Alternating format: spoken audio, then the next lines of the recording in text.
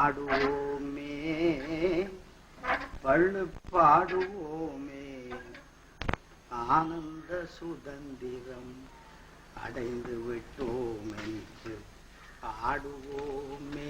நமஸ்காரம் மாமா. யாரப்பா? நான் தான் மாமா சங்கர். அடே சங்கரா, வாப்பா வா, உட்கார் உட்கார் சங்கர். இருக்கட்டும் மாமா, நீங்க அப்படியே இருங்க. சங்கர் மாமா சௌக்கியமாப்பா? இருக்க மாமா.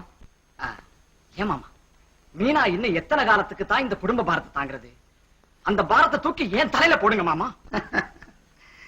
சரியப்பா, எதுக்கும் மீனாவையும் ஒரு வார்த்தை கேட்டுடும். நல்ல ஆள் மாமா நீங்க. குழந்தைய போய் கேட்டுக்கிட்டு நீங்க சொன்னா சரி. அதுக்கு என்னப்பா, ஆகட்டும். சரி மாமா, ஆபீஸுக்கு நேரம் ஆச்சு, நான் வர்றேன். சரி.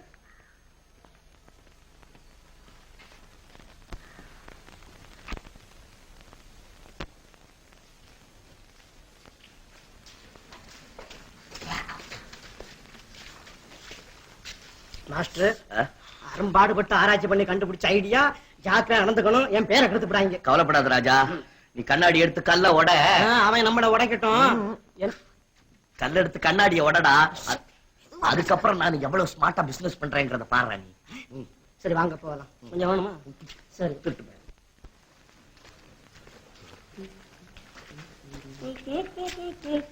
ராஜா ராஜா, கண்ணாடிடா, கண்ணாடி கண்ணாடி எங்க? அதோ.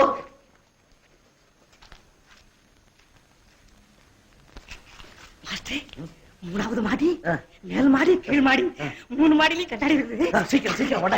நல்லா உடடா, நல்லா உட. மூணாவது மாடியில 3 கண்ணாடி, மேல் மாடியில இல்ல, கீழ் மாடியில 4 கண்ணாடி. கணக்கு கரெக்டா சார்? அது எப்படிப்பா உனக்கு தெரிஞ்சது? எந்த நேரத்துல எந்த வீட்டுல எத்தனை கண்ணாடி உடையும்னு எனக்கு முன்கூட்டியே எல்லாரும் சொல்லி தெரிஞ்சிடும் சார் எனக்கு. என்னது? இல்ல சார், அதான் சார் தொழில் நுணுக்கம் சார்.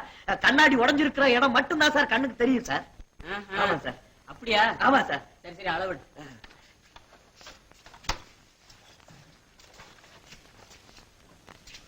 12.25 ரூபா ஆகும் சார். சரி போடு. ராஜா ராஜா, நம்ம கண்ணாடி உடைச்சோம்ல, அந்த வீட்டுக்காரன் அப்படியே என்னுடைய தொழில் நுணுக்கத்தை பார்த்து ஐயோ தமிழ் வாழ்க அப்படியே அசந்துட்டான்டா. மேல் மாடி காலி போட்டு. ராஜா, ஒரு பெரிய தப்பு பண்ணிட்டேன். இல்ல துட்டு வாங்க மறந்துட்டீங்களா? இல்ல வாங்கிட்டேன். நம்ம கூட மீனாவையும் கூட்டிட்டு வந்திருந்தா என்னுடைய தொழில் நுணுக்கத்தை பார்த்தான்னாக்க அவளுக்கு எப்படி இருக்கும்? நெஞ்சில நெருப்ப கொட்டின மாதிரி இருக்கும். அந்த நிமிஷத்திலே மறந்துடுவாங்க. அதெல்லாம் போட்டு மாஸ்டரே, நமக்கு அடுத்த என்கேஜ்மெண்ட் எடுத்துமா?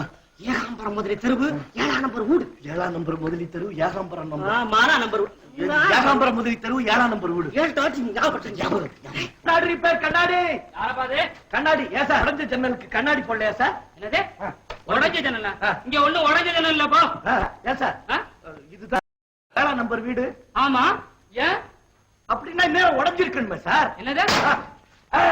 உடைஞ்சிருச்சு உடைஞ்சிருச்சு உடைஞ்சிருச்சு. எப்படி சார் தொழில் நுணுக்கம்? உடைஞ்சிருச்சு உடைஞ்சிருச்சு.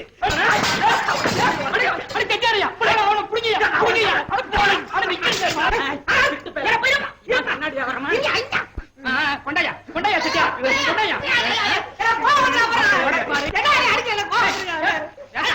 அவர் உடைப்பாரு, இவர் போடுவாரு. அயோக்கிய பசங்களா, இந்த பிசினஸ் பண்றீங்க நீங்க? கொஞ்ச நேரத்துக்கு முன்னாடி எங்க வீட்டுல இப்படிதான் செஞ்சாங்களா? கொண்டாயா கொண்டாயா.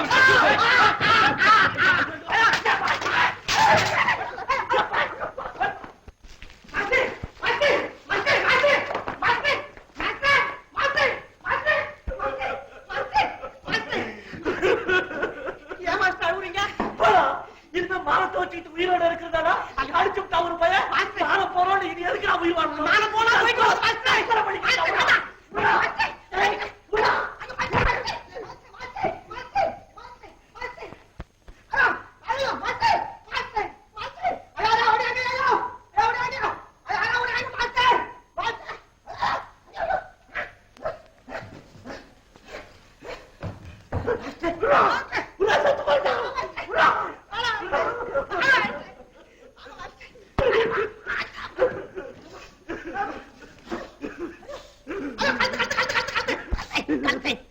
நீ ஏண்டா தற்கொலை பண்ணிக்கிற?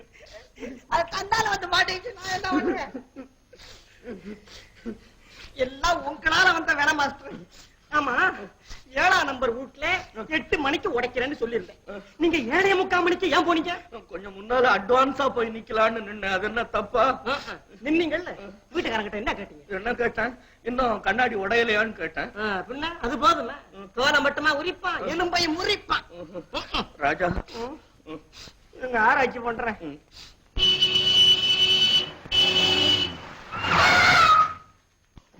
யாரு அவன் பைத்தியக்காரங்க? உன் வாழ்க்கை வருத்துச்சுனா அதுக்காக என் லைஃப் நீ வந்து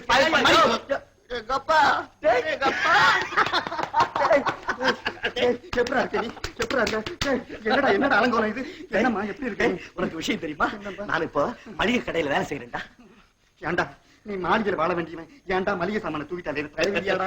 மளிகை சாமான் என்னடா, இனிமே மண்ணாங்கட்டிய கூட தூக்குவேன். உழைச்சுதான் சாப்பிடணும்னு அவன் எனக்கு உத்தரவு போட்டாடா.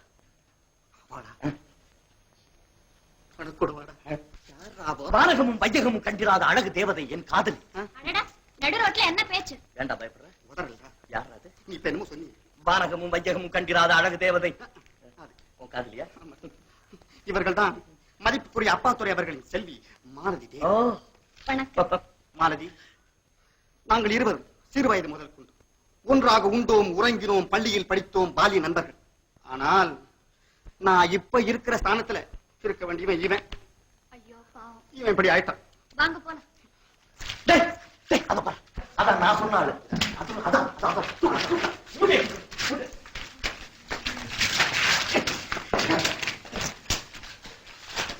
பாத்தீங்களா?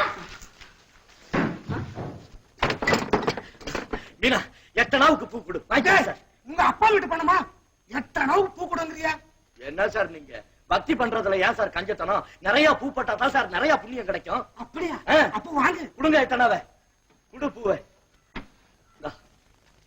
ஒரு படி அரிசி வேணும். ஒரு படி என்ன, ஒரு மூட்டை குடுக்கறேன், வாங்கிக்க. பெரிய வள்ளல் இவனு பாரு. ஒரு படி என்ன, ஒரு பிடி அரிசி கொடுக்க முடியாது. பழைய பாக்கி 43 ரூபாய் 50 பைசா அப்பே இருக்குது. இது வேறையா சார்? அந்த பொண்ணு உங்ககிட்ட கடனா சார் கேக்குது. உங்களை கரையேத்துறதுக்கு வழி இல்ல சார் காட்டுது.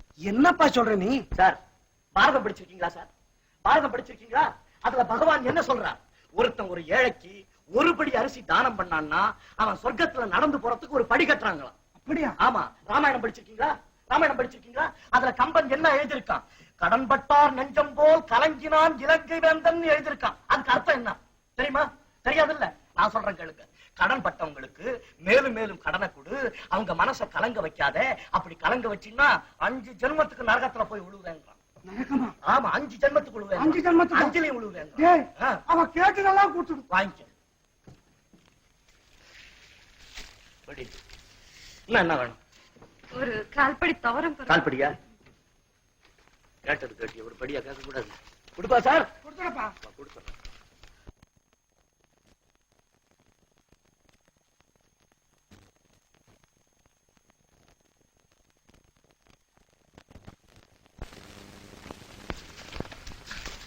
ஐயா, இது என்ன இவ்வளவு கேரை சுட்டுறீங்க? ஓஹோ, அதுவா? இந்த கைத்தை பிடிச்சுக்கிட்டு தான் இது வழியா எங்க முதலாளி சொர்க்கத்துக்கு ஏறி போறேன். கதை பார்க்கறோம்.